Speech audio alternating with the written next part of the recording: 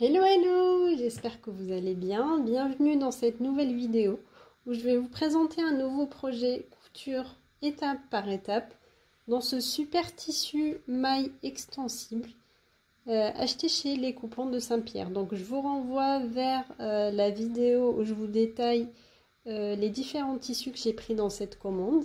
Et sans plus attendre, on passe à la couture de ce projet.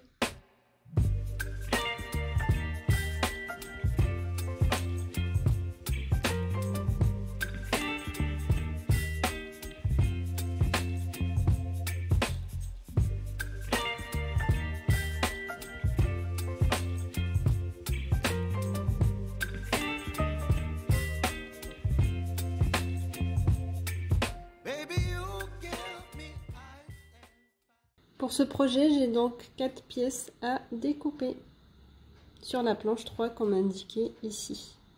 Je commence toujours un projet pour un patron par la prise de mesure puisque la taille sur les patrons de couture peut varier déjà d'une marque à une autre mais aussi peut changer par rapport aux tailles qui sont sur nos vêtements achetés dans le commerce.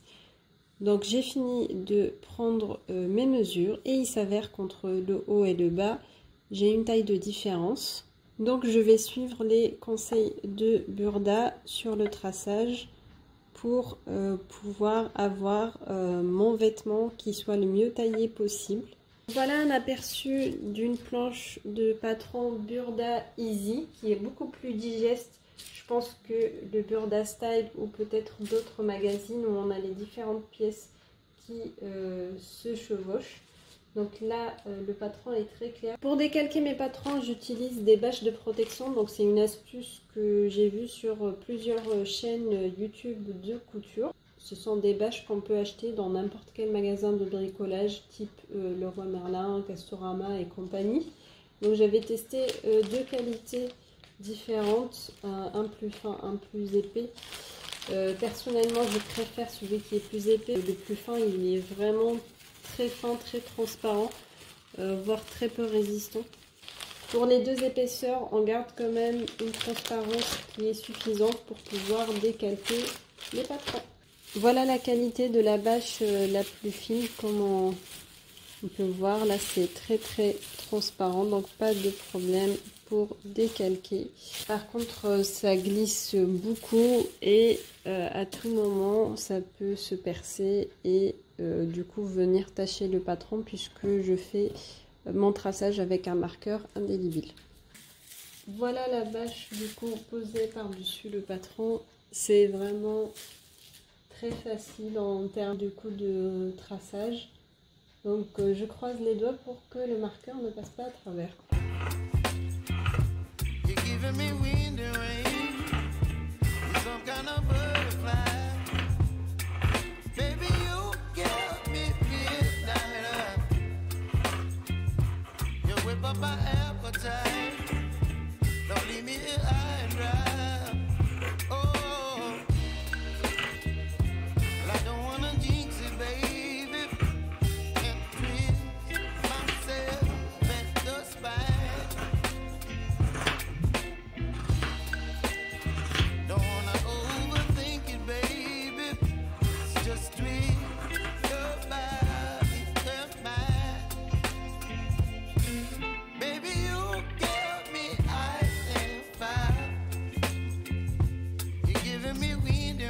Pour que la couture soit la plus fluide possible, bien choisir une aiguille spéciale tissu extensible sur la machine à coudre. Plusieurs étapes de cette vidéo sont faites avec la surjetteuse, mais il n'y a aucune obligation à l'utiliser. Ces étapes peuvent être très bien substituées par un point zigzag à la machine à coudre. Je commence par couper les fils.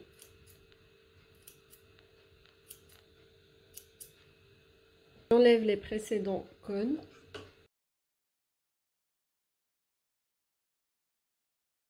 Ici, sur les deux fils qui sont à gauche, ce sont les deux fils qui alimentent les aiguilles. Et les deux à droite sont les fils qui alimentent le côté boucleur, donc le côté le plus apparent sur le tissu.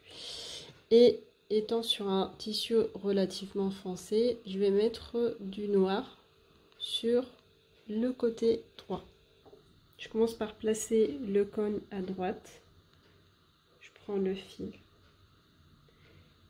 Ici, j'ai le fil du boucleur le plus à droite et je viens faire un nœud. On fait bien un double nœud, on vient tirer des deux côtés pour être sûr qu'il soit suffisamment solide. On vient couper l'excédent, on laisse bien un minima 2 cm de fil et on procède ainsi pour les 3 autres. Voilà, c'est fait pour les 4.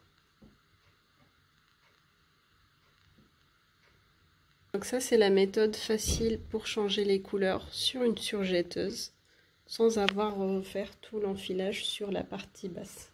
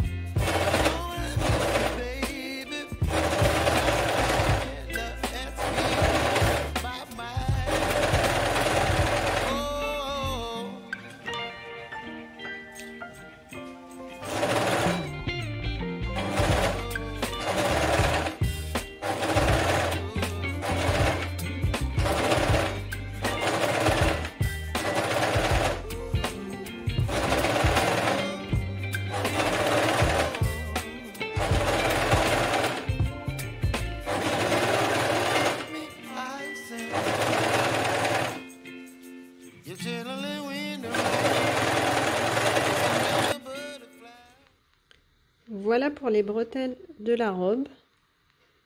La couture gondole un petit peu, donc je vais voir si en passant un coup de fer à repasser, ça se remet tout droit ou pas. Et si vous avez des astuces là-dessus, n'hésitez pas.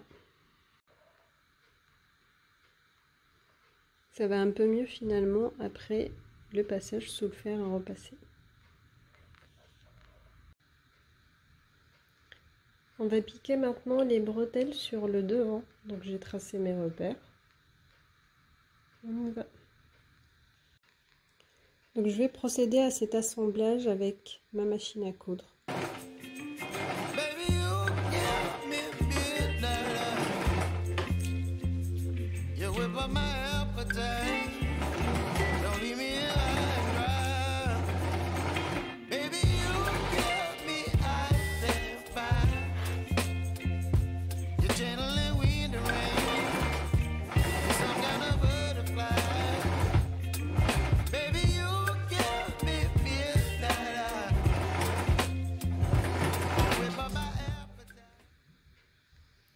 On passe maintenant à l'assemblage au dos.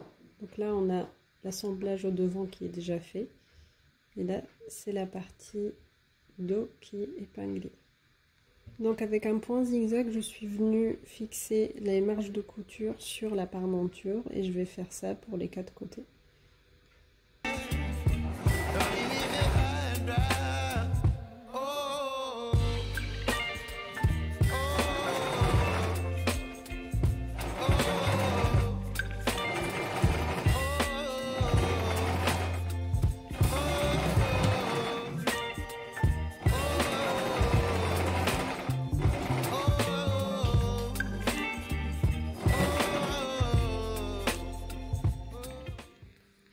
On passe maintenant à l'assemblage des manches.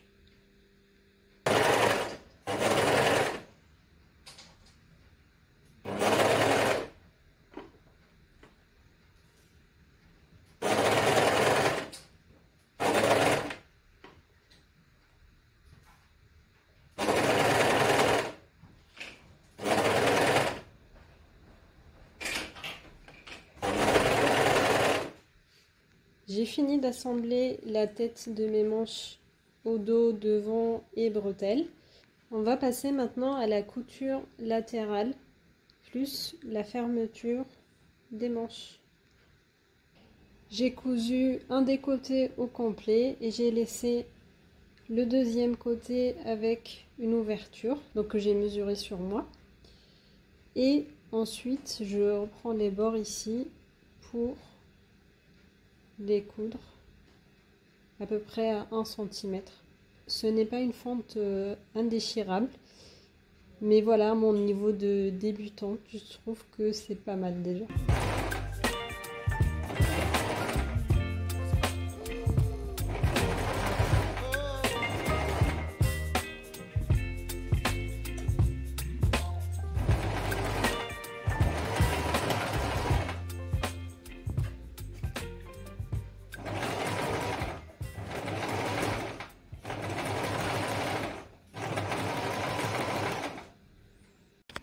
Je passe maintenant à l'étape ourlet de manche. J'ai fini l'ourlet des manches. Je passe maintenant à l'ourlet inférieur de la robe.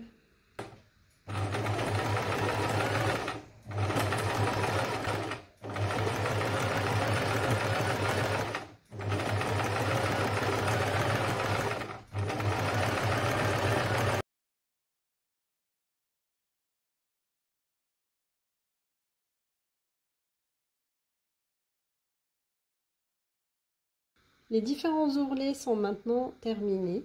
C'est l'étape que je déteste le plus dans un projet couture. On passe maintenant au reveal.